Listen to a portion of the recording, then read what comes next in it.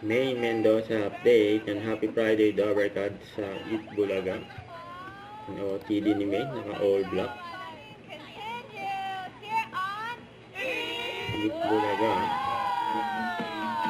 At mga Dobercad, hindi lang kanta ang singing queen. Ano pa? Ano pa po? Secret. Secret daw. May kasama bang swerte kaya simulan na natin ang epektibong reseta sa mga nananakit na bulsa. Let's Therapy. play Therapy! Go, Alan!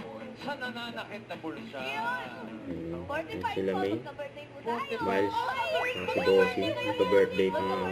Pinabunot. Kaya naman pala si Nuerte. Birthday ni Bossing. Sige, dahil magka-birthday tayo. Bigyan sa Singing Queens. And Min and Miles. Grabe. Galing. Pag ito, 7 pa, uwi na. Ay, ano?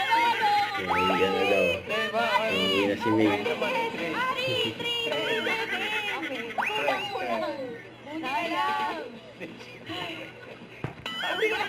Oh, sige. Yung siya nila May. Saka Miles. Uuwi talaga eh. Mo, just 5,000. Ano sa tingin mo, next card, pataas o Highlights din. Highlights. Highlights lang. Ewan. The Monday, bossing. The Monday. Lunes yun. Shout out ate. Magaling mag-highlight sa Pasig talaga. Magagaling. Pagpasig, magagaling. Bumawi si Jessa, si Jessa, bumawi si Jessa.